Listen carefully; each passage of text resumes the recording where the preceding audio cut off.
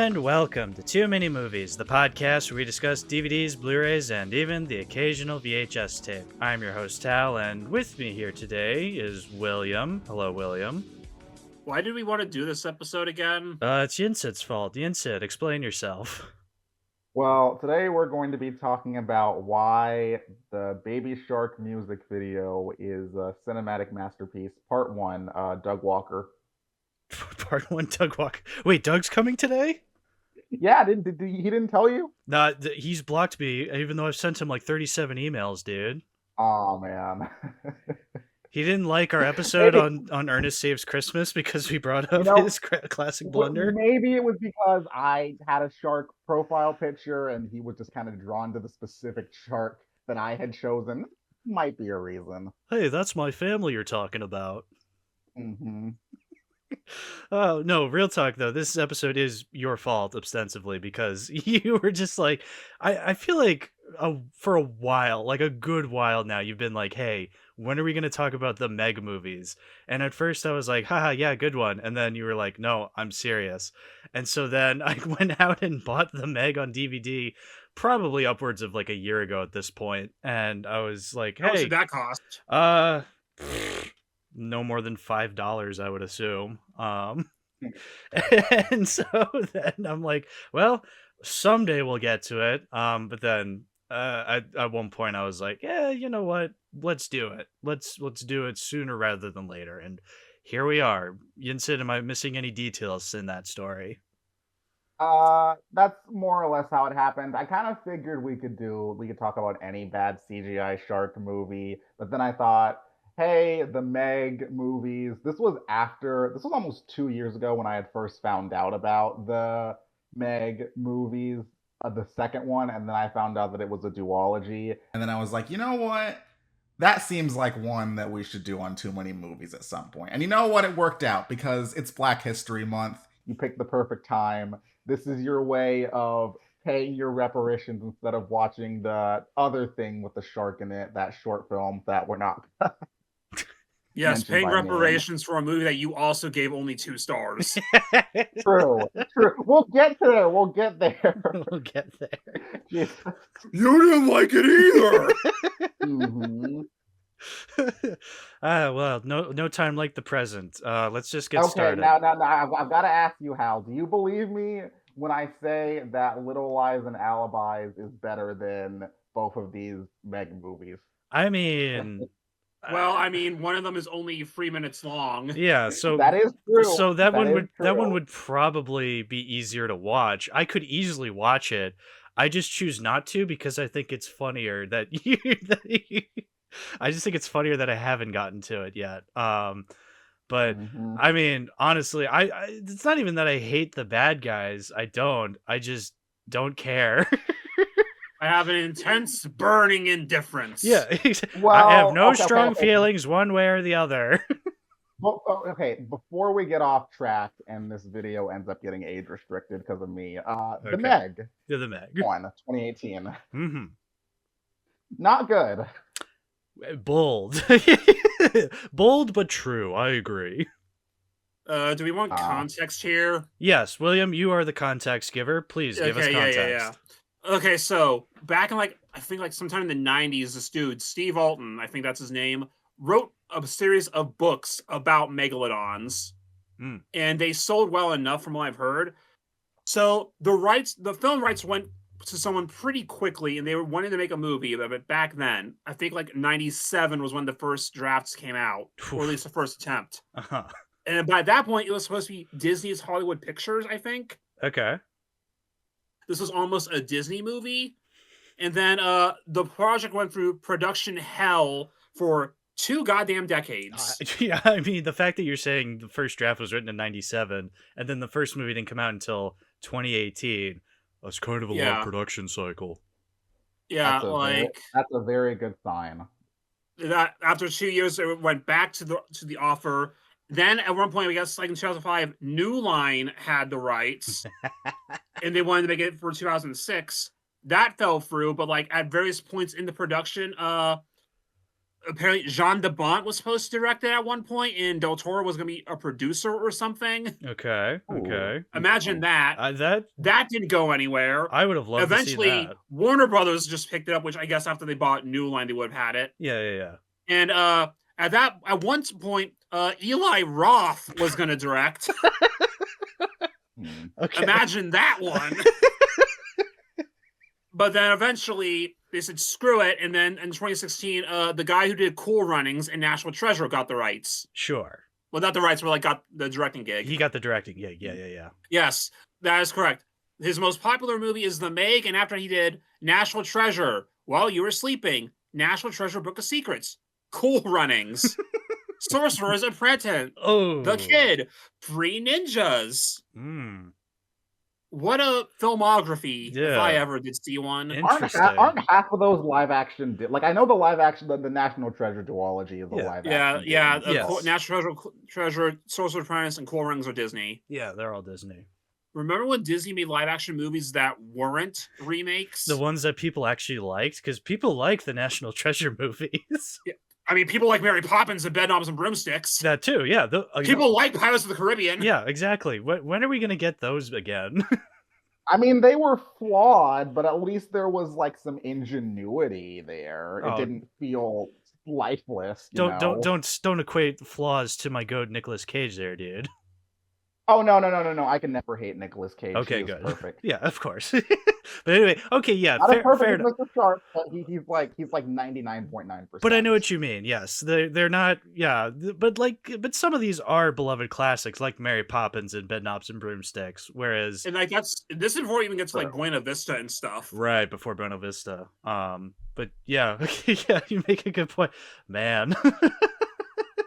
What a time! Yeah, what a filmography. So yeah. John.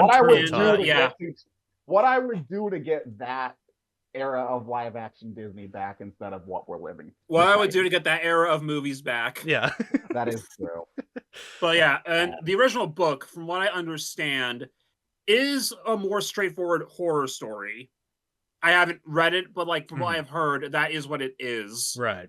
So, and I think we kind of see like a big problem with these movies is that tonal lack of cohesion, where it wants to be two things, and it really just needs to commit to one of them, like either be the horror movie or be the big dumb shark movie. Yes. Yeah, I think because when I actually looked it up, it actually isn't labeled as horror. It's labeled as action adventure / sci-fi, and I think that that's definitely the vibes that I was getting from it when I was watching both of them really, but especially the first one. Yeah, it has elements that are trying to push. You can see where it could be a horror movie. Oh yeah, but they don't go for it. Well, it's horror in the sense that Jaws is horror, where you have a shark and it's attacking people. Well, even then, like Jaws, I can see. Jaws is also a matter of horror for the 70s. Right. It's not scary today, but I absolutely believe it was back then. Yeah, and I can still see it being considered a horror film because it has aspects to it that would be considered horror.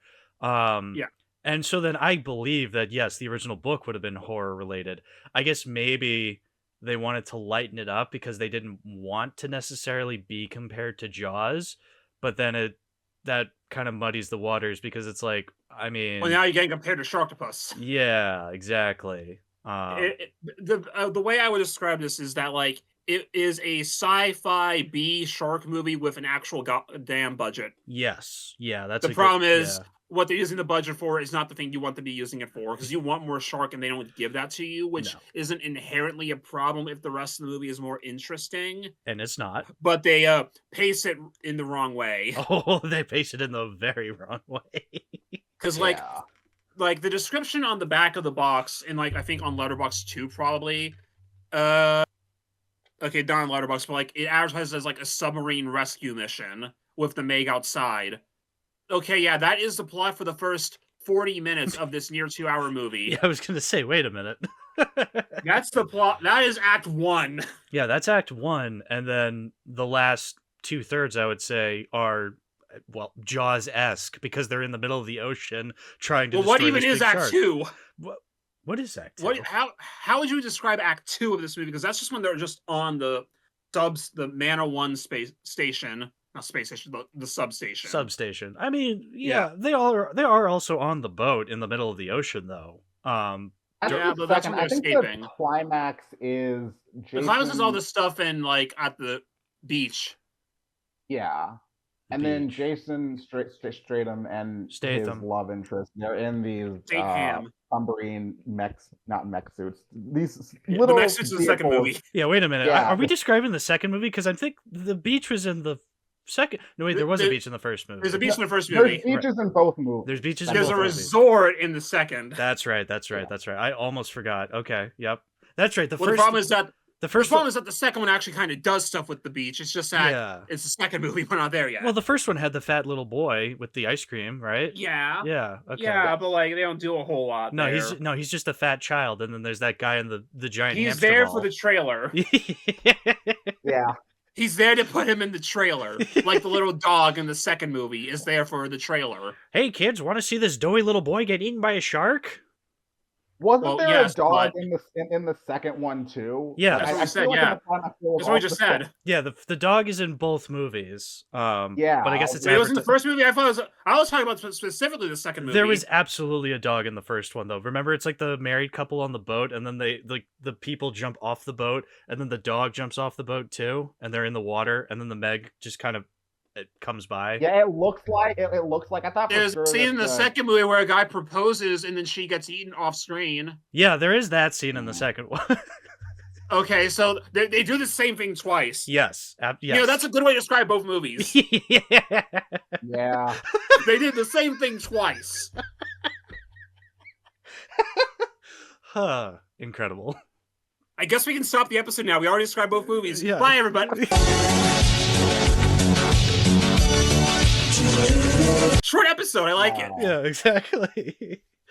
Okay, so Hal, I'm curious. Now that we've got the context out of the way, I'm curious to hear your thoughts. What was your thought process while watching this? I mean, I think William puts it eloquently by saying it is a Shark B movie, but with an actual goddamn budget. Because, yeah, it looks like a $50 million budget, I think. Yeah, it looks like a big Hollywood budget from 2018, but the writing is oh so on the same level as these Tubi original Sharksploitation films.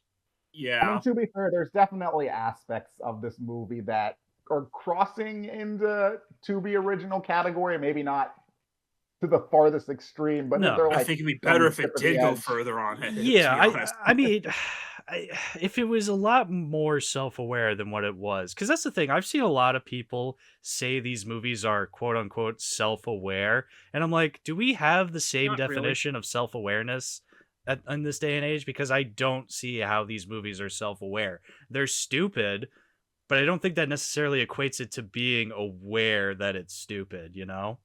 I feel like the movies they play themselves straight for like the first 2/3 of it and only get to the silly stuff at the end. Yes. When like if you're not going to get to silly until that point, then just don't be silly at all and just be an actual shark movie. Just be an actual straightforward action shark horror movie. Mm-hmm. Commit. Yeah, but I also feel like they're afraid to go full seriousness because they don't want to.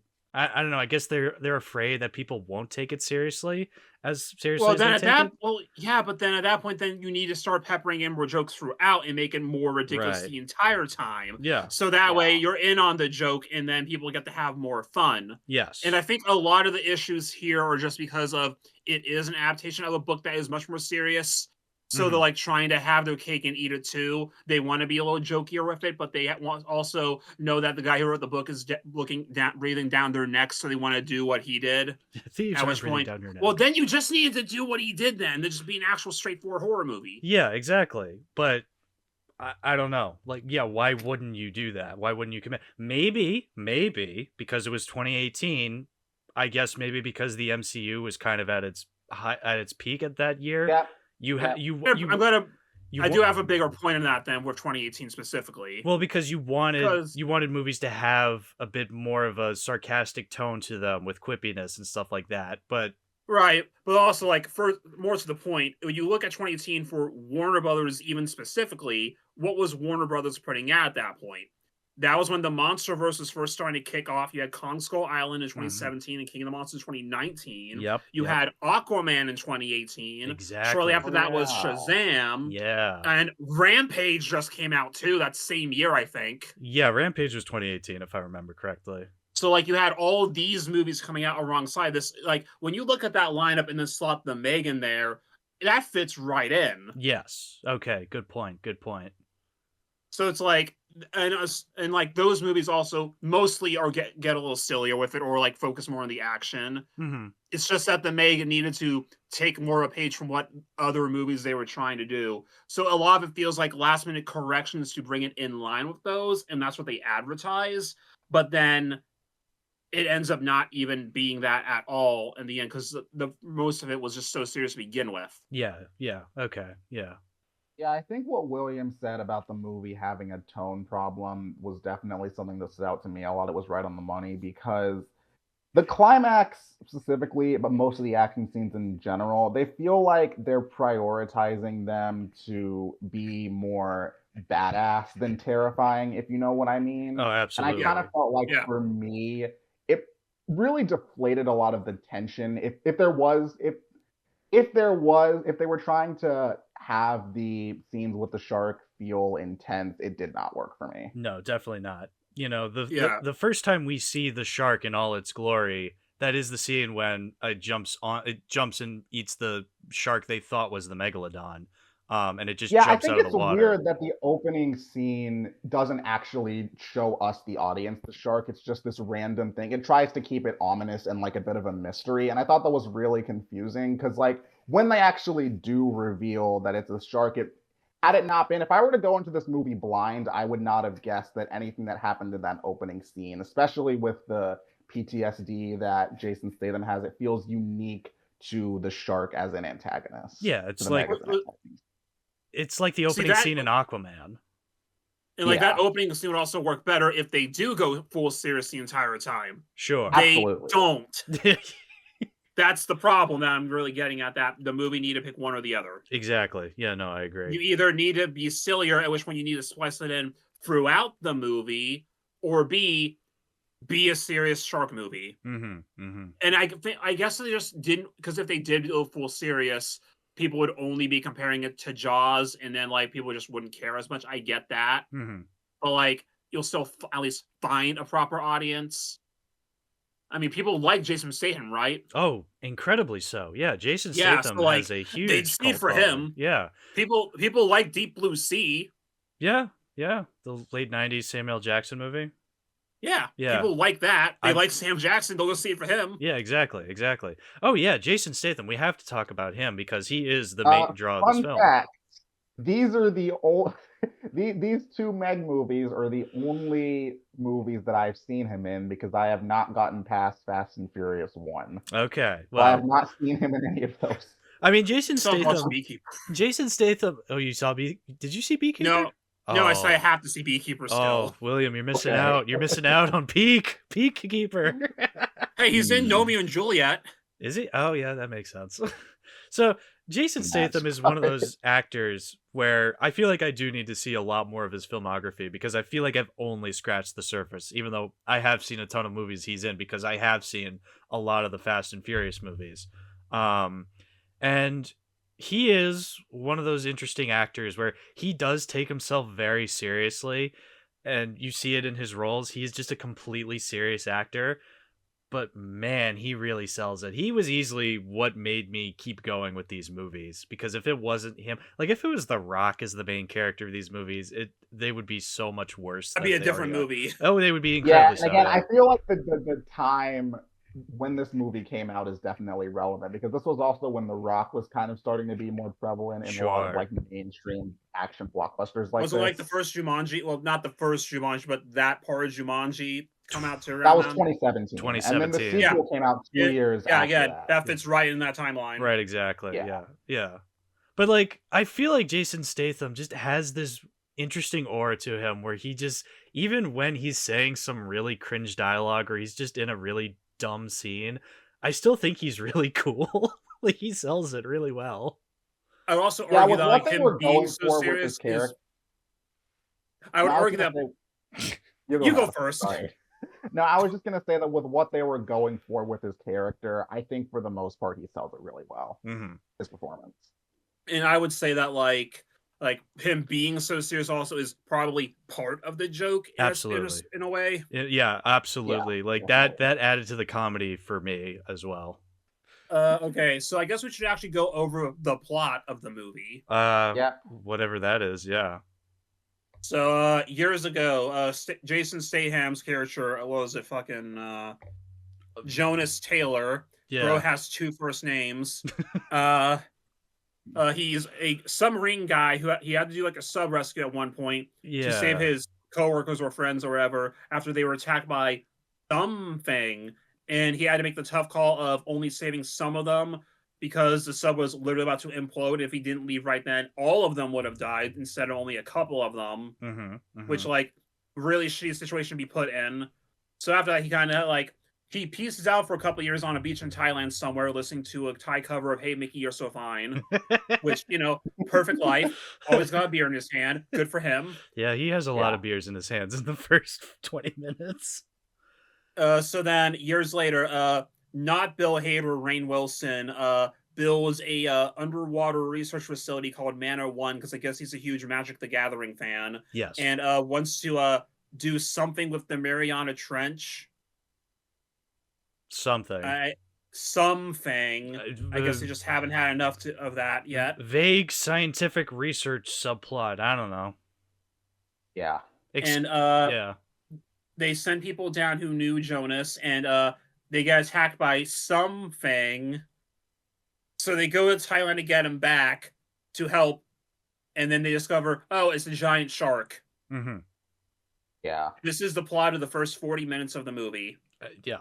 Again, the actual reveal of the shark if I were to go into this movie blind, it just feels so random based on what's been established to be the threats. Like if this could be any giant sea creature, it doesn't feel unique to the Meg. Yeah. Though to be fair, the movie is called The Meg, so if you did go in blind, you'd probably get clued in that there's something called The Meg in this movie. It's a giant Meg Griffin. For people who don't somehow know, a megalodon was a prehistoric shark. Basically, it's a giant shark. Giant shark. Yes. Sharks used to be bigger. Who knew? So actually, so I did a little bit of research into the Meg because I'm a nerd. I just wanted to see how it differed from the great white shark historically, and they lived in the same time period. They actually had a lot of overlaps in terms of like food sources and everything. The 2 big differences between them would be the way that they kill their prey. So I found out that great whites, when they tend to go for the upper belly and like the skin because their teeth are designed to cut through flesh, whereas megalodons, they're able to go straight for the heart and lungs because their teeth are strong enough to crush their bones. And I found out that y'all know about taxonomy, like how animals have like scientific names. So it's the family that they were a part of, the Otodontidae. The name literally translates to megatooth shark. So I just thought that was really interesting. Megatooth shark. Okay. Neat. Yeah. And obviously the size. Great white sharks are about 20 feet. Megs can grow up to 50 to 60 feet. Well, that's a pretty big shark. And neat. And to get back to the actual movie real quick, not that wasn't interesting, because that was interesting to hear. Absolutely, I would. It's like that premise would be fine for a movie. It's just that it's only the first 40 minutes. Like they get down there, they do the rescue immediately, and then they fuck off for a while. It's like you could have made more of a film out of this. Like we get glimpses of that world down there. Like it looks very pretty. We could have had more of the movie actually like exploring that and have other things terrorizing them. Like there's that giant octopus. They don't do anything with it because it's only there to die immediately by the Meg. Right. And like I think the second movie does a slightly better job with this, but it doesn't go in it enough, I feel. But like with this movie, it's like, why don't we explore this more? No, they just want to get immediately to that sub rescue, and then we just fuck off to the base for a while. Right. And I barely even remember what happens on the base. The little girl looks out the window. The Meg comes up to the window, bites Like, the to follow window, them. and she fucks off. She bites the window. She bites the And window. then, like, guys, there's a megalodon outside. We got to deal with it. Okay. Yeah. And the And child then they actress is just eventually like, decide oh to deal no. with it. And then I guess they eventually have to figure out a way to deal with it. Yeah. Yeah. They So deal their with plan, a I big think, shark that wasn't actually the Meg. And then the real Yeah. Meg shows up, I guess. Which was a cool reveal where the big Meg is just like, and like jumps onto the boat and capsizes it. Yeah, He again, the got actual shark, the actual Meg does have a lot of really cool moments in the film like that. It just needed more of them. Yeah, Yeah. yeah, absolutely. Like, that's the ultimate truth of a lot of monster movies. It's not so much how much screen time they get, it's how they use them. Yeah, that's a good point, because you can absolutely have, sparse scenes of, let's say, Godzilla in a movie, as long as the human characters you're cutting back to are that interesting. You know, outside of you go ahead. Yeah, because I always want to give that reminder. 2014 has about as much screen time as most of the movies do. And Invasion of Astro Monster, which is a big fan favorite film, has the least amount of Godzilla screen time. It's just that it doesn't matter because, like, the rest of the movie is still good. It's basically a Star Trek movie. So people are okay with it. And then you look at something like Godzilla vs. Mechagodzilla 2 from the 90s. That has the most Godzilla screen time in the whole movie. People don't love that movie because it's not very interesting. And a lot of time when he is on screen, he's just kind of standing there. Yeah. I would rather have a shorter movie then. Yeah, yeah. I mean, that's why -1 was so successful. Like, I've talked about this before with -1. I sometimes forgot I was watching a Godzilla film. I was so enthralled with the post-war drama portrayed in that movie. But I think people also counted that -1 also, I think, has about 12, 13 minutes, which is, again, basically the average. Right. So he's in it for about the same amount of time as he is in most of the other films. Exactly. Yeah, exactly. But it still applies here. You have a giant monster character. If you're it's fine if you're gonna use him sparingly. I mean, Jaws uses the shark sparingly, but the scenes we do get the shark in are iconic, and also the scenes we don't get the shark in have interesting human characters. So nobody's complaining with that movie. Whereas with this one, who do we have to root for? We have Jason Statham. And who else? It's like, who are these characters? We have love interest lady. Which one? The mother of the little girl. Mother of the little girl. Okay. Yeah. Yeah. We have. I don't feel like nothing about their relationship progression feels romantic as we're going through, and I'm like, oh, they're supposed to be like a couple. They're supposed to be developing feelings for each other. I don't really think they have that good chemistry either, especially not romantic. Definitely not. So that just kind of just glossed over me, really. Well, you see, Jens said one of them is man and the other is woman. Therefore, they must kiss. Yeah. That is how movies work. I don't think they even do kiss in the ending. I don't remember. They don't kiss in the ending. See, that's what makes it confusing, because it's like, in 2018, I don't think you were seeing that many, like, oh, man and woman character have to kiss in movies at that point. Whereas, like, yeah, that's what makes it weird. It's like, okay, they don't kiss at the end, so were they romantically involved? Yeah, again, it never feels romantic, the progression of it. Yeah. Also, because that character also dies off screen for the second movie. Yeah. Oh, that was so funny in the second one. We'll get to it. Where is she? Oh, she died. Oh, how? She just died. The same way. Okay. The same way Will Smith died in between both Independence Day movies. Over. But yeah, we'll get to that when we talk about the second movie. Let's see. We've got Rainn Wilson, the billionaire. The not Bill Hader. Not Bill Hader. Actually, yeah, you said that earlier. What do you mean by that? He kind of looks like he kind of looks like Bill Hader, right? I guess. I can sort of see it. It's Dwight from The Office, but I get. Well, I didn't watch The Office. I definitely doesn't look like. He definitely doesn't look like Dwight in that. Yeah, because he doesn't have the glasses anymore. He has the sideways cap and the sneakers. He's She's- like Bill Hader if he had a bigger head. I would have loved to have seen Bill Hader in this role. Actually, he probably could have sold it better. Probably. Yeah, but yeah, okay, And we he's- have him.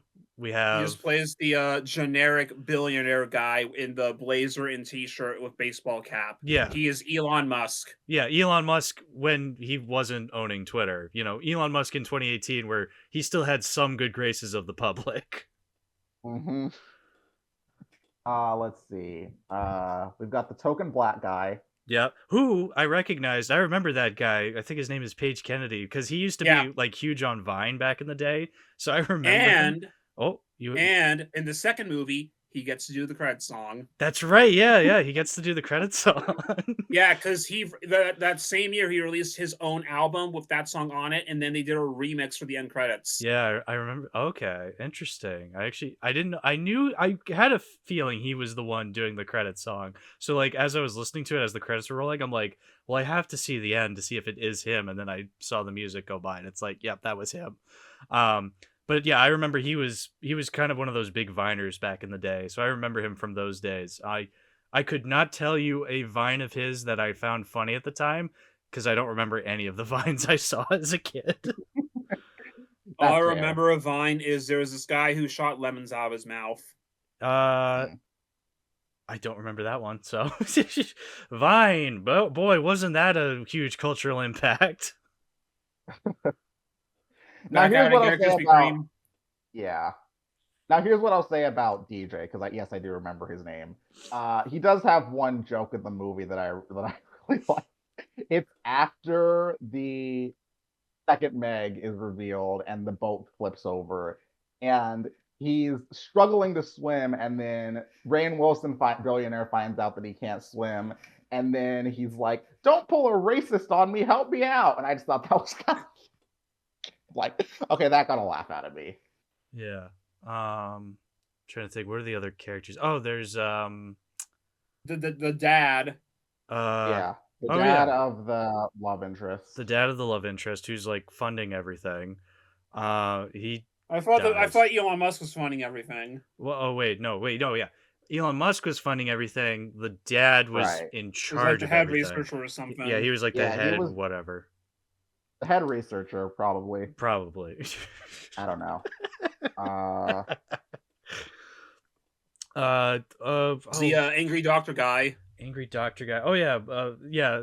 I think Rainn Wilson had a joke where he's just like, "Oh, you're like Bones." It's like, it's a Star Trek joke. I get it. Yeah.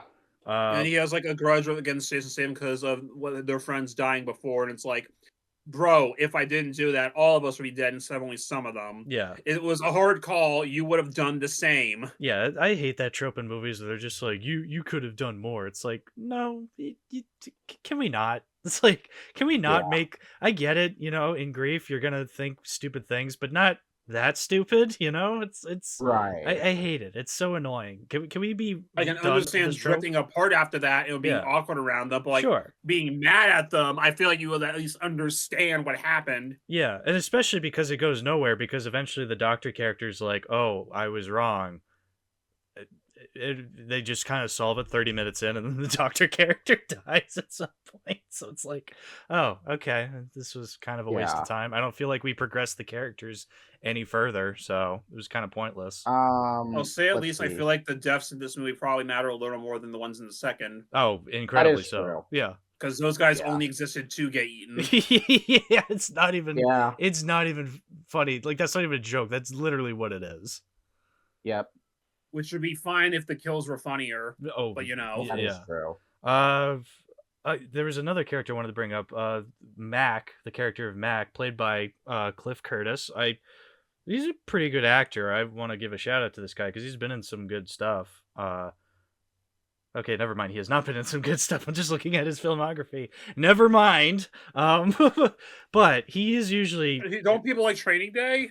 No, I was gonna... Okay, Training Day is the one thing, because I do love Training Day. It's a really great movie, and he's awesome in the movie. But I'm saying he's also been in Dr. Sleep, Fast and Furious Hobbs and Shaw, The Last Airbender live-action remake, Die Hard 4. It's like, okay, maybe I haven't seen him in a ton of great stuff, but I mean, he's not really anything noteworthy in this movie. It's just an actor I recognized. I'm like, hey, I've seen you in movies. You're good, and even if you're in bad movies, you're pretty good in them. He won an award for in Asia for The Dark Horse. What's The Dark Horse? The Katy Perry song? Maybe that's literally what I was thinking. Yeah, that's maybe he's more known from TV. I don't know. Yeah, maybe he's more okay. Yeah, good for him then. Yeah, that was my one Katy Perry reference. You're welcome, Olivia. Yeah, he was in The Walking Dead at one point. Okay. Cool. Okay. Yeah, so he's been around. It's just sometimes he's in great stuff, sometimes he's in not so great stuff. Yeah. Sometimes he's in The Meg. Sometimes he's in The Meg. And you know who else is in The Meg? Ruby Rose. I have to give a shout out to Ruby Rose. This is for Ketchup, because Ruby Rose is in Ketchup's favorite movie, One Up. Was she also like Batgirl in that CW series or something? She was the first Batgirl. Yeah. Because didn't they recast her and then it was like a black lady as Batgirl or something? Not for the movie? So. No, Batgirl the movie was, I don't know. I know what you're talking about. It's the TV show. Yeah, they did replace her with a black girl. Okay, I didn't watch the Batgirl series because sometimes I just know there's more important things in life. Yeah. But also, the Batgirl movie I feel like was a different actress. I don't know who it was. But yeah, Ruby Rose, she was in One Up, the gamer girl movie that nobody likes. But is there any other notable character? Oh, the little girl, I guess, Mei Ying. Yeah. She was horrible in this movie. I mean, look, I know she was a child when they made the movie, so I get it. But man, she was like notably really bad for a child actress. Yeah, no, I try not to be super hard on child actors, but there are good ones out there. Like, yeah, exactly. There have been some very good child performances out there, so there is some level of expectation. There is, and you know what? I don't care when I see a child actor. I'm like, it's a kid. I don't give a shit. I know, but like sometimes they just really take you out of the movie. Not that I was into the movie when she it's not like she pulled me out. That implies that you were invested in what was happening. But she pulled me out even further. And look, I'll give the actress credit. She is much better in the second movie. She's not great, but she is so much better. It's like, okay, you've clearly learned a lot since the last movie. So you know what? I'll give you credit. Good job on improving your craft. And you know what? I hope she goes places. Meg 3, perhaps, you know? Never know. If they make one. If they make one. I mean, was the second... We'll get to the second one. No, let's not have that. I mean, if you want to talk about how well the movies did, this movie, budget of $150 million, made about $500 million. Somehow. Probably China, because this was a Chinese co-production, I believe. Chinese co-production, absolutely. China did the heavy lifting on that box office because. And then the second movie, I think the budget was about the same, and that one did about $300 million something. So like less, but it still at least made money. But I don't know if it was enough for them to say, "Let's keep going." Right. Okay. So I guess it depends if Jason Statham would want to keep coming back, and if not, perhaps not. You know. Yeah. So.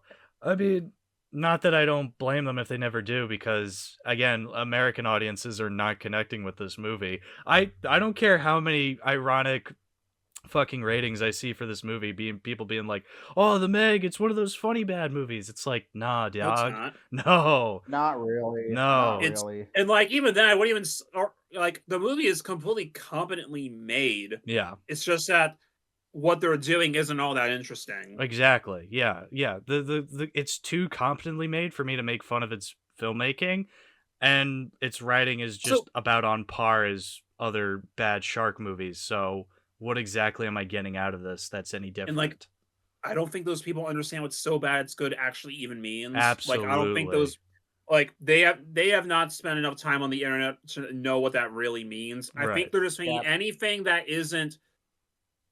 They use it to mean anything that's even slightly ridiculous is so bad it's good, even if it's clearly not. Right. Yeah. Oh. And I think that's more just like an American problem of Americans want everything super realistic, because anything that isn't viewed as realistic is considered a mistake to them. Yeah. Or if they're just like, I was just gonna say, even then, like when Americans are just like, oh, I want something to be more realistic in a movie. It's like, no, you don't. It's never fun. Like, Yeah. Yeah, I and never that's the understood thing. that. Like, so bad it's good movies are meant to be bad in ways that are interesting, not bad in ways that are standard and competent, which is what most of this movie feels like. Yeah. And boring. So bad it's good is that the people making clearly didn't know what they were doing and fucked up all the time. Oh yeah. It's bad acting. It's horrible horrible no budget effects, not low budget, no budget effects, and just like all that other things. It's incompetence. Yeah. Not like Sharktopus is not so bad it's good because Sharktopus doesn't give a shit about that in the first place. Nope, we stable an octopus to a shark. We're just gonna have fun here, kids. It's doing exactly it's what it is on the tin. It's dumb on purpose. Yeah. So it's succeeding. Yeah, it wants you to make fun of it. That's the thing. Or at least that's the energy that it gives off. Like a movie like Snakes on a Plane is not so bad it's good because it was never trying to be a serious movie to begin with. But Snakes on a Plane, I remember being far more entertaining than this movie was. Yeah. Because you have that 2000s charm. I don't know, maybe 10 or 20 years from now, people will look fondly back on the Meg as nostalgic, because I hate to think about being nostalgic for the 2010s, but some people are going to be. I'm not going to be. 2015 was 10 years ago. Right, yeah. We're going to get the nostalgia cover of Closer by the Chainsmokers soon. Don't say that. Don't say that. But I'm serious though. I feel like maybe it's hard to tell, but I do feel as though I've said this before. I'm more likely going to give more leeway to a bad movie from 10 or 20 years ago than I am 5 or 10 years ago. I'm going to give more leeway to a movie that did not have a $150 million budget. That too. That also helps. Like, if this was from, like, an indie studio or something, I'd give it way more leeway. This was from Warner Brothers. Yeah, that's true too. And not just distributed by Warner Brothers. No, Warner Brothers made the movie. They believed in it. This was a full studio production. This does not get the same leeway. Yeah. Is there anything else we have to say about it? Yes. One other thing I want to mention. Can we talk about the end title? It's just Finn in French, even though... See, that's one of those things where it's like, if the movie was silly the whole way, that would hit. Sure. At the end, it's just kind of awkward. You're just like, oh, okay. Is this supposed to be Finn because shark fin? Like, I don't get it. Yeah. That's what you do in a... The joke is it's a fish. Yeah, that's what you do in a movie like this. If you're trying to be funny, is you end it on Finn. I mean, I guess like the best thing I can say is that they raised awareness for shark fin soup. Yeah, for like 2 seconds. And then immediately it's like, oh, anyway, the shark even the score because you just see limbs everywhere. Yeah, so it's like, oh, okay, then I don't have to do anything about it. Cool, the movie. Oh, good. It. Yeah. So it's okay, guys. If you're a shark poacher, the megalodon will come for you. Cool. Yeah, I guess. Yeah. No, fuck shark poachers.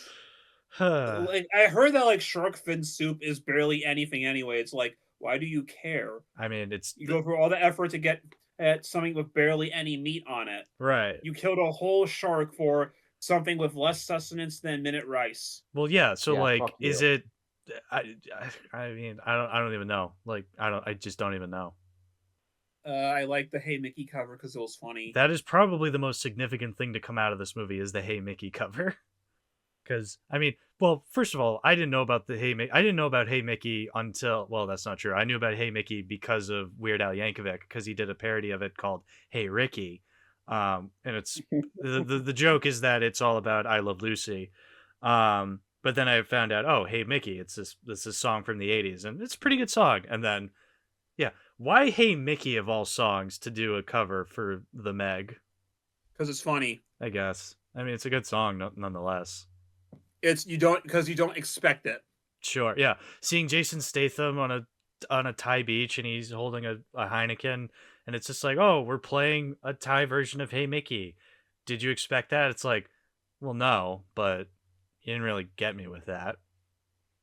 I think it's probably better though than like the cover they use in the second movie, because like in the second movie it's the song "That's Not My Name" by the Ting Tangs, I think. I thought it And was like, something weird like that. Yeah. yeah, and like I had not heard that song before in the first place, because that's a 2007 song. So there's Yeah. not nearly as much nostalgia there, because like, hey, Mickey's been parodying everything. Yeah, like I people said, know Weird that Al song. Yankovic. Like, That's Not My Name, I feel like is more of a deeper cut. Yeah, because the only times I've ever heard "That's Not My Name" has been in like memes online. I feel like. I mean, I looking at the song up yesterday is the first time I've ever heard it. So maybe I heard it when I was young and just don't remember it, but like not nearly as much impact. So it's like it doesn't hit the same. Yeah. Damn, I can't believe the second movie did something better and worse than the first movie. Yeah, that is true. That is Hey, true. that's a good segue into the second movie. Sure. I mean, do we have anything? Do we have like William? Are you gonna keep your version of the first movie? I mean, I got it as a gift for Christmas one year, so I don't care. It'll Yeah. stay on the shelf, I guess, because like maybe I'll need to use it to compare to something else later on. Right. Yeah. Maybe. What about you, Hal? Are you gonna keep it? No. Well, I bought it How just. did they? I bought it just for you, Yinsed, and no, I'm not. No. I have it. You know I have what? it. I'll We didn't take it. actually talk about this. What happens in the second act and the third act? I just realized we didn't even cover that part. Does anybody really I care? mean, Rainn Wilson lied about getting the help from the Chinese government for reasons, and then he dies. He dies. So then they all get on a boat to leave, and the Meg falls into a beach somewhere.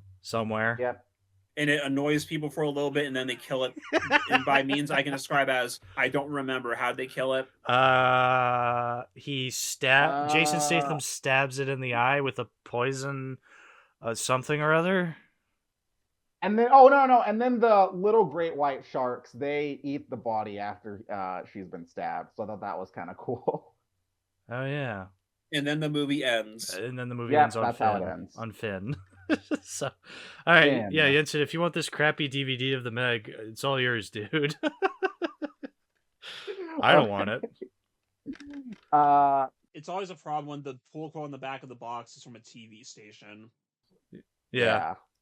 They couldn't get like the New York Times or Variety to do a plug, so you get CBS News. Big shark, big fun, big action, big fuck. So Meg 2, The Trench. Meg 2, The Trench. Yeah. Also based on a book, because it's a whole series. You know, there's good ideas here, and like I feel like overall it's probably at least slightly better than the first one, but not by a whole lot. Mm-hmm. Like you I'd can say look they're at kind this of and equal. you can kind of see what some of these scenes should be. Because like I'll give them credit for having a proper human villain team. They just don't do a whole lot interesting with them. And like it's not established well. Mm-hmm. Yeah. Because like that opening scene, because like when the movie opens, we have Jason Statham doing like eco warrior spy shit somewhere. It's so and funny. It's like you feel like that'd be a bigger part of the movie, but it's not. Mm-hmm. And like he's just like he's stopping these random guys. Yeah, we have no idea who these people are. Here's a question: why is that not Montez? Why is that not the main human villain dude there? That could, like yeah. You open up with that. Say open up 5 years ago. Have him foil this dude. He gets saved by the people on the plane, and then it says cuts to present day. Like like wants to shake your fist. Cut to present day. You can establish that guy has a grudge against him. That's a good point, because the guy does have a grudge against Statham. He says at their final confrontation, not to skip ahead, but in the final confrontation between the two, he says like, "You don't remember me. You arrested me for committing eco-terrorism or something, or I don't know." But then he says like, "I have a grudge against you, dude." And it's like, we didn't see that scene, so this is completely lost on us. Yeah, it's like the villains aren't handled the best. Like, there's cool ideas here, but they aren't handled well. Like, why is Jess? Why does she betray them? We don't know. She just does. Who's the investor lady? I don't remember. I kept thinking it was the lady who was the producer in The Fall Guy. I kept thinking that whenever she wasn't on screen, I'm like, oh yeah, it's the same lady. And then I saw her face again. I'm like, oh, that's not the same lady. It was bizarre. Yeah, it's like they never established why they're doing any of this. They're just evil because they are. Yeah, exactly. It's so not interesting. And it's like, okay, if and all they want to do is like they want to mine materials down in the trench. yeah, Okay. I feel like there's a wholly legal way to go about doing this. right. And if you're gonna make them evil for the sake of evil, make them fun in how evil they are. They're not. They're completely boring. Yeah. They also never established how they even built that base down there in the first place. Don't worry about it. Yeah, like they never put any focus on it because they know that the moment you try to, it's like you would never be able to pull that off. No, exactly. I mean, they just like kind of introduce a lot of concepts in this movie. They just kind of plop everything on your lap, like you're supposed to understand everything. Like literally after Jason Statham gets back from arresting or getting evidence that those guys are dumping toxic waste into the ocean, then it hard cuts to some research facility. And there's people they're building the mech suit from Doom. Yeah, they have the mech suits. It's like, what, whoa, mech suits? Where did this come from? And then it's like, oh yeah. And if they did more of them, those would be fucking awesome because you can see a whole action sequence in movie with those, and then no. Yeah, exactly. Like they don't just. It's like in Aliens. You don't just introduce the fucking forklift suits and then not use them later in the movie. They use them like for like a final. You see those things and you think they're gonna fight the sharks with those. Yeah. No. No. And now we see it actually being used for is like, oh, he's using it to like talk to the megalodon he raised from a pup into its current form. Yeah. And it makes you get the whole idea, oh, he has a bond with this shark. Is that going to come into play later? Like, oh, he's going to sick her on the big bad final Meg in the end and she's going to kill it. And it's going to be awesome. No. Oh, yeah. Also, nothing. they just have a megalodon in captivity. Like, that was not established in the last movie. It's just here. Yeah. They just have it contained. It's like, I feel like we missed an entire movie between these two, Yeah, I mean, to be fair, there is a time gap, but still. Yeah. The mom's just dead now. Yeah, the mom's just dead. Yeah. She's dead now. Which is probably just a matter of she didn't feel like coming back. No, she absolutely didn't want to come back. Scheduling conflicts, but then they're just like, just kill her. It's like, okay. I mean, I'd say it's weird how the impact of one of the main characters, the last movie, dying gets glossed over, but that also kind of implies that I was really invested in their relationship outside of, like, obviously how it impacts his daughter, but still, it's just a weird direction to take that character, even though she couldn't come back. Yeah, exactly. Like, in universe. It just shows you where the priorities lie with the filmmakers, and even then, where the priorities do lie. Hey, where do they lie? Where do they lie? Big Shark, yeah. I guess. Does it, though? Does it, though? Well, you know what? It's a good point. Because, that's, like, the big problem with the movie is that, like, Meg 1, I feel like it's safe to say that the movie is about the Meg after the first 40 minutes. Yes. I don't think you're going to disagree too much with that notion. No, the movie is about the Meg at that point. Absolutely. Meg 2 is not about the Meg at all. No, it's about... All the stuff with the Megs is completely separate from the actual plot. I feel like we get more scenes with those fish dinosaurs than we do the fucking Meg. And, like, that's not...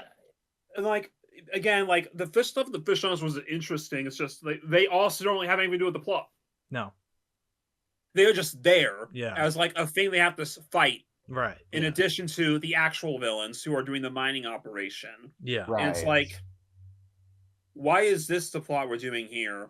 Why is the the plot isn't a bad concept. It's just like you're not intertwining it with the other stuff well. Mm-hmm. So it's like there's two movies here again. Yeah. It's like you have the fighting the underwater eco-terrorists who want to mine for superconductor fuel or something. Rocks. Funny rocks. Yeah, funny rocks. And then it's like, and then there's like also there are megalodons and dinosaur lizards here. Mm-hmm. And I guess the Kraken is also there. Yeah, the giant and it's octopus. like they don't have anything to do with each other. I was certainly entertained by the climax, more so than the first one. But sure. Well, the climax of the second movie is what the climax of the first movie should have been. Right, absolutely. Yeah. I mean, because like the moment... It feels like... No, I was gonna say it feels like there is when it's really trying to embrace the silliness of this concept the most. The moment they Even get though it to is- Fun Island is when we get the movie we were advertised. Sure, yeah. Exactly. Yeah. And it's not even like the first, like, I feel like the first part I was still also thoroughly entertained because of how stupid it all was. It's just then once they get underwater and they're down in the trench, then it's very, very lame and also horribly shot because you don't see what is happening at all. It's suffering Yeah, from a no, lot the of middle what, chunk of this movie oh is my god, so boring. so boring. The It movie's loses so you boring. really hard, and then it kind of gets you back into it with the climax because it is funny and goofy, but it's Yeah. not funny and goofy enough for you to really get the bad taste of that middle out of your mouth.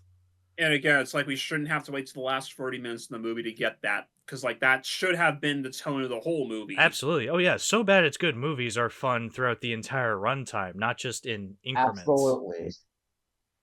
It's like, like Friday the 13th. Yeah, in addition to the funny Jason kills, we also get Strip Monopoly. We get Hey Ted, Where's the Corkscrew? We get the fucking Crispin Glover dance. We get making the coffee the wrong way. Yeah, we get How Do You Do It in a Hammock? We get Tony the You get, Wonder like, Llama. You get them eating all the weeds so they don't get caught by the cops, who turns out the cops didn't even care about them in the first place. Which one was that again? Free with the van. Right, yeah. I remember now. Because there's like the people who are definitely way too old to be hanging out with these people who have a bunch of bongs and stuff.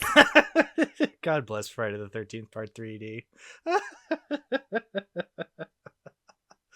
Huh. You get the kid who's like way too invested in driving that fucking RV, Alice Cooper. Oh, I love Part 6, dude. So good. Like those movies, like they may not have aged the best, and sometimes they can be a little boring. They have their moments throughout the entire film. Absolutely. Yeah. This has its moment at the end. Yeah. Yep. It's so terrible. Because like, yeah, okay, so the climax does have some really fun parts, like there's the guy who's like, "Hey, baby, want to rub some oil on my back?" yeah, it's just this random douchebag who just shows up out of nowhere, and then he gets killed by the fucking Kraken after like one scene. Like he doesn't even show up. The Kraken's like the last one that actually gets there. Also, Maya is watching Faust right now. Now we know when this was recorded. Yeah. No, Maya, no. See, that's a so bad it's good film. Yeah, because well, even then, it's like it's just low budget horror schlock that it's doing what you want it to do. Because like that's Brian Yuzna. It has Jeffrey Combs, people who've worked with horror movies and stuff before. Yeah. Like Reanimator, the Dentist movies. I feel like one. Did Brian Yuzna have anything to do with Return of the Living Dead? I don't remember. He had like Brian Yuzna is a something to do name. with it. He either wrote it or produced it. I can't remember which one he did. And that's one of the most famous horror comedies of all time. Yeah. And even if it wasn't the first Return of the Living Dead, maybe it was a sequel, like Return of the... I don't know. I haven't seen those movies yet. I've seen Return of the Living Dead, but like, I don't know, 5 years ago at this point. Sorry. He produced Reanimator. What do you mean Brian Yuzna produced Honey, I Shrunk the Kids? Oh, you didn't know that? Maybe I did, but I forgot. Okay, yeah, no. That is very funny. There's a connection between Honey, I Shrunk the Kids and Faust. You're welcome for your next nerdle. He produced Return of the Living Dead Free and directed it. Right, that sounds And right. Return of the Living Dead Free is is the sequel people like. Okay, so there you go. Yeah. What were we talking about? We're talking about so bad they're good movies. Meghan Trainor. Right, Meghan Trainor too. Yeah, because it's all about that shark. No whales. No trouble. We did it. Bad song parody of the day. Bad song parody of the day. Not a good song like the Chomp song at the end credits. Ooh, that's the best song ever of all time. Megalodon! Chomp, chomp, chomp. Oh, thank you, Paige Kennedy, who did return for this movie. Yeah, he was one of the few characters returning. Well, so it was Jason Statham, the daughter, Paige Kennedy, and Cliff Curtis, the Mac character, who they're pretending that they're, best friends, which I guess they were kind of best friends-ish in the last movie. But then in this one, he's just like, oh, you're my mate, man. You're my best friend. And Mac is just like, yeah, I guess I am. It's like, okay. Yeah. And like a really funny bit, not funny on purpose, but funny as incompetent. We get not Jonas. Montez, the villain guy, comes to the station after they take it over, and it's immediately established that when he sees Jess, they just start making out like, oh, I guess they're in love. One scene later, the Megalodon eats Jess. And then he's sad the rest of the movie, I guess. It's like the scene that is established that they are in love is the scene right before she dies. Yeah, It's also the scene that's established that they even knew each other to begin with. That's called good script writing, William. You know, you're right. I've written a script or zero. We'll teach them a thing or seven. About it. Sorry, Yinsed, go ahead. No, nothing. I was going to make a bad joke. Oh, but okay. Back to the next. Go ahead, make the bad joke. Yeah. Do it. Do it. I was just going to say that I could talk about a different movie with a shark in it that at least in my mind has good screenwriting. But we're talking about the Meg. We're talking about the Meg. We're talking about Meg 2. Let's keep the discussion about that. The Trench. Which, by the way, why is this called The Trench? Because the book's called The Trench. Because the book's called, I actually paid attention to the credits this time, and it said based on The Trench, but I forgot the name of the author. Okay, because they're only Steve in the Alton. trench for like not even a quarter of the movie. Yeah. Yeah. And like, again, like these movies could be so much more interesting for exploring the Marianas Trench world there. Yeah. Because like there's cool stuff there. Like you could like spend a lot more time. Like they should have done that in the first movie, to be fair. Yeah. Like Yeah. more of that film should have been exploring that, and there should have been other things to see. Like that's when you have Jurassic Park underwater. Well, I was thinking Like, it was going there's to be so much like, then they cool didn't. shit. yeah. There's so much cool shit in the ocean that you can explore and like make this location feel so much more lived in than it actually does. And like the little glimpses that we do see are fine, but I wish we could have gotten more of it. Yeah, because I And thought it's this like- was going to be like the Hollow Earth segments in the Godzilla versus Kong movies. Yeah. where they're just And it's like seeing all there's these so different much in the creatures. ocean we haven't explored that you can use that as an opportunity to just make shit up and Yeah. make your own cool sea monsters. There's And Atlantis. they don't do it. Like I guess they have like the little dinosaur things in this movie, but Yeah. like there's one kind of thing. That's it. Because like in the climax of the film, it's those little guys, the Kraken, and there's free Megs. There were 3 Yeah. Megs. Oh, okay. I guess 4 because also the one that was the pet. I guess I honestly don't remember how many Megs there were in this. In the, Did they in ever this say what complex. happened? Is the pet still in the thing? I don't remember what She happened. leaves them alone at the end, so she's alive. Yeah.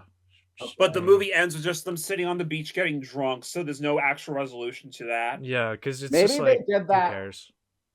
Yeah, maybe they did that in case they were going to make a third movie, so they could have another Meg as the antagonist. Yeah, I or don't know. have It was- just leave it open ended enough for a sequel, but like don't tease Yeah. it too hard because you don't want to. Because I've talked about this before. A lot of movies do this nowadays, where they will tease the fuck out of their sequel, being like, now you have to make a sequel, and then Hollywood will it'll just bomb horribly, and Hollywood's like, yeah, no, we don't care.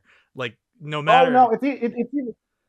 No, I was gonna say it's even worse in that case for TV shows where they actually do have an ongoing story planned and it ends up getting canceled prematurely because of the higher up. So that's why you have to be really careful when it comes to explicitly Yeah, teases for sequels or second seasons, yeah. because you never know when like something doesn't do well enough to the point where it's just like, no, we're not going to greenlight this. I'm still waiting I on that mean- Artemis Fowl too.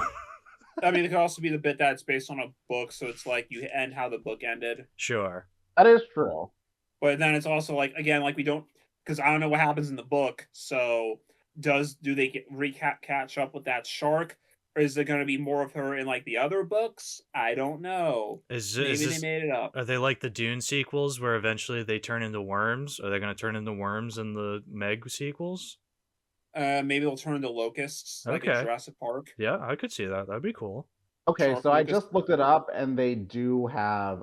There is another book. It's entitled Meg: Primal Waters. It was released in 2004, so it's the same age as me. Prime So 8 they'll probably novel? Prime 8 Waters? Primal. Sorry, not Monkey Waters. Damn it, Primal. No, Primal, not you said Primal. it correct. I was the one making a pun. Monkey. Meg Monkey Waters. That'd be the funniest show. Yo, gorilla shark. Gorilla Ooh, A yes. gorilla shark crossover would be the best fucking thing alive. Oh my god. We need It's more. like it's just like We need more monkey like shark this a movies. blue gorilla with fins. Like and it still has the giant arms, but it's like it doesn't it have has, back like, legs, but it shark has like the teeth. shark fin. Oh, Sebastian Muscle Whale and Octo Monkey. Shout out Robbie the Reindeer. Oh man. What kind of fruit would that eat? What's the fruit of the sea? Fish. Big bunch of algae. Big bunch of algae in the shape of a banana. Oh yeah, I'll do. Yeah. I can see that. Oh, that's all. This is great. We're writing a better shark movie than this. I mean, do y'all have anything else? Do Uh, y'all have anything else y'all want to say? There was a really cool sequence I remembered from this movie that I actually thought was really cool. During the climax is when Jason Statham takes a helicopter blade and stabs it into the shark. That was cool. Yeah, that was the a pretty helicopter also cool- cuts up the octopus. Yeah, that was Yeah. awesome. I think the climax of the movie is perfectly fine. It's just that too little, too late. Too little, too late. Absolutely describes it Exactly. perfectly. These did not need to be 2-hour movies. No, definitely not. No, absolutely not. You know what's interesting though is that the first scene, we said the first scene in this movie is the Jason Statham sneaking out on a boat, but actually the first scene in the movie takes place in the Cretaceous period for no reason, where it's Well, I think that's a scene that they took from one of the books too. maybe, yeah, you just see Yeah. like the little fish dinosaurs running into the water because they're running away from the T-Rex. They go into the water, then they run out of the water because they're scared, even more scared of what's in the water. T-Rex bites one of them, and then the Megalodon comes then out of the the water and bites the T-Rex. Megalodon eats like just fucking decks the head off the T-Rex. I actually did look this up. So that was a scene that was for a prequel novella the guy made. That so that he did a prequel novella, and that was a scene in that. And then at one point, they released the original book with that stuff included in it. So Okay. technically, that's a scene that should have been in the first movie. Right. I mean, it's an awesome scene. Like, it's the best part of the movie, if I'm being honest. It's just, it's pretty telling Yes. that it's the best part of the movie, and it has nothing to do with the rest of the movie.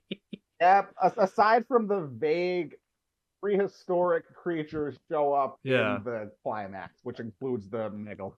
But again, they could introduce them later in the movie, and they'd have as much of an impact there, you know?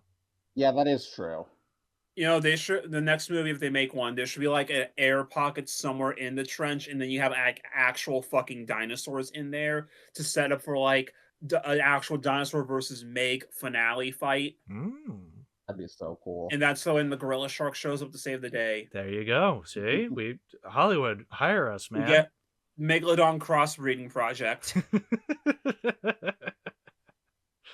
I'd like to see that. But yeah, that's all You know, I at had least for the Meg Rampage 2. movie.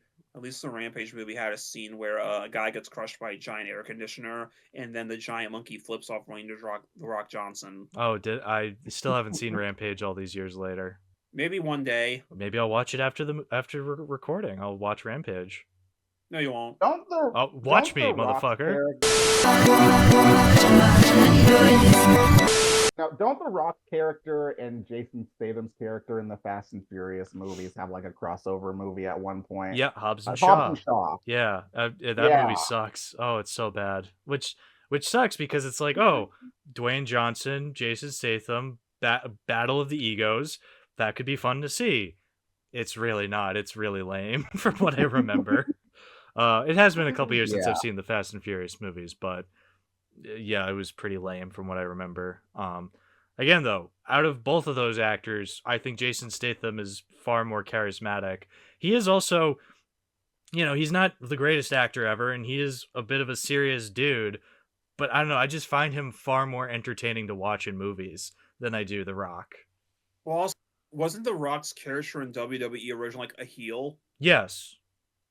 But now he Yeah. can't be the villain anymore because he has to be the coolest character in his movie. He's contractually obligated. Yep. Which is lame. Yeah, it's lame as shit for sure. So lame, dude. Like, I guess in fairness, the last time he played a villain-like character was in, what the fuck was it called? Southland Tales. And that movie was horrible. But, I mean, it's not the fault of The Rock. He was bad in the movie, but it was also because the movie was just dog shit, you know? Well, also, like, that's kind of what I'm getting at, though. Like, he started as, like, a heel. He's supposed to be the villain, the big bad guy. Yeah. So, yeah, Jason Statham, who is usually the anti-hero dude, like, yeah, he would be more charismatic, wouldn't he? Yeah, but also it's not like Dwayne Johnson can't play good guy characters. He can. He can. It's just It's like I feel like he just needs to take more advantage of his other skills. I guess his way of taking advantage of his skills and trying to, be more of an anti-hero was Black Adam, and we all know how that turned out. Black Adam's supposed to also just be a villain outright. Yeah, he was supposed the actual comics. Yeah, he is straight up just a villain in the comics, whereas here he was an anti-hero, but he was no different than other heroes we've seen before. So, I mean, there's so many reasons why Black Adam was dog shit, but because he really just would make Black Adam fight Superman, and it's like, why? He's a Shazam villain. Oh yeah, they brought back Henry Cavill to be Superman, and then immediately fired him anyways. Wait, Henry Cavill's in Black Adam? Yeah, during the post-credit scene, he comes back. Because the whole point that the reason The Rock wanted to do that was because he wanted to fight Superman with Black Adam. But it's like, why do you want the Superman fight? You're a Shazam villain. Yeah, and so then he inadvertently should be going after him first. Yeah, and so then they also inadvertently ruined the Shazam movies, because then Shazam: Fury of the Gods was probably supposed to have Black Adam as a villain. They're like, we can't have him as a villain because Dwayne doesn't want him being the villain in a movie. It's like, okay, Helen Mirren and Lucy Liu are now the villains of the movie. Because I guess the public wasn't ready for a fucking Caterpillar villain, which, hey, I would have loved to have seen Mr. What's-His-Face as a fucking villain. I already forget his name. Fuck. But the Caterpillar, I would have loved to see him as a villain in the Shazam movies. Man, it sucks that those movies... I remember, in the movie pre-show stuff they used to do for, with Maria Menounos when Shazam for the Gods was coming out, they always, hyped up. And this time we're going all original new villains. Isn't that exciting? And it's like, no, because we want the ones from the actual villains. Yeah, even if you're not going to do a Shazam villain, you have so many DC villains to choose from. Like, when are we going to get a live-action Solomon Grundy, dude? I want to see that. Give Solomon Grundy, Clayface. And, Shazam's, the one you would do the wackier villains for. Yeah, because the Shazam was a wacky movie, but also still had that heart. That's the thing with Shazam. Yeah. It's seen as, the wacky comedy superhero movie, but it also has probably the strongest emotional core out of a lot of DC movies from the past decade. Because it's probably the most relatable. Oh my god, yeah, dude, I love the first Shazam movie. It still holds up. Which there was a trailer for Shazam on the Blu-ray. Yeah, there was a trailer. Yeah, there's a trailer for Aquaman and Shazam, and it got nostalgic. And I'm like, damn. And it had a trailer to tell you to buy a 4K player, but it's like, if you don't have a 4K player or TV already, you're not going to be able to tell what the difference between the things they're showing you is. Yeah, I always never got that, where they're just like, look, you can see the difference in 4K from this Blu-ray. It's like, okay, but this is on a Blu-ray quality. Why are you... It's still going to be a Blu-ray The worst quality. of that was when I saw one on a DVD advertising Blu-ray, and it's like, you're not going to be able to fucking tell that. No, yeah, because all the time on DVDs when they're just like, look at the difference between Blu-ray and DVD. It's like, you're showing it to me on a DVD. I'm not going to really see the difference here. Because because I was even watching on HDTV at that point, but it's like, well, the quality still looks worse than an actual Blu-ray would anyway, because it's a DVD quality thing. Right, yeah. And for those who aren't fully aware of this, so the actual reason why Blu-ray and 4K look better than DVD is a matter of, because it's a storage medium. Yep. Mm-hmm. Yeah, a DVD is 4.7 gigabytes, a Blu-ray is 25, a 4K is at least 50, I think. And as we all know, video is a very big file, especially in HD. Oh yeah. You're not fitting an HD video on a DVD, so you have to compress the shit out of it. So it's going to look worse. Yeah. Yeah. And it's also a matter of how good the transfer actually is. It's I hear sometimes the argument of, well, you don't need it in that good quality. No. You're gaslighting yourself, because what you are missing out on is the way we watched movies at home for the past 2 decades before 4K was bad, because we were watching them on fucking CRT2 TVs on VHS quality. It looked way worse than the actual movie theater. We're just finally at the point now where we're getting the same quality from the theater at home. Yeah. Isn't that also why the DVD menus are less complex than when they were? There's a couple reasons for that. Part of it is storage on DVD, yes, because the more you cram on there, the less good it's going to look. That's why a lot of DVDs back then had 2 discs for the bonus features. But it's also a matter of with streaming, the studios are putting less effort in overall because of streaming, and the boutique labels also aren't going to go super crazy with the menus because they're just seen as a means to an end. They're putting more effort into the actual bonus features and like the packaging and the physical goodies you get with it. Yeah, which like, I'm fine.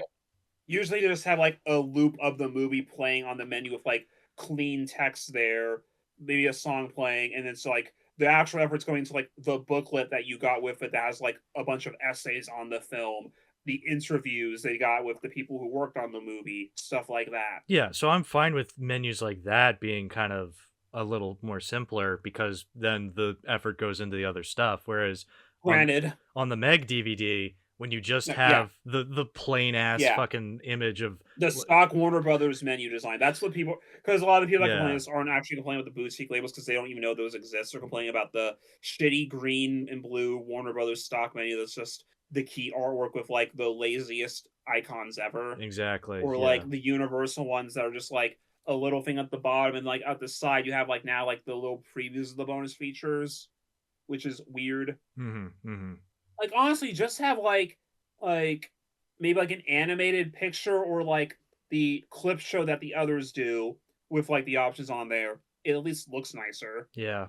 What I'm saying is that it'd be really funny if Stranger Things season 5 bombs and Netflix goes bankrupt.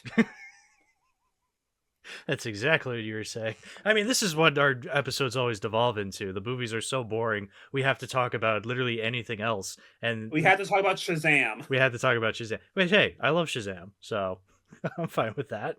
I mean, there's definitely been some episodes where we've been able to actually talk about the entire movie all the way through. Yeah, it's just not Meg-related episodes.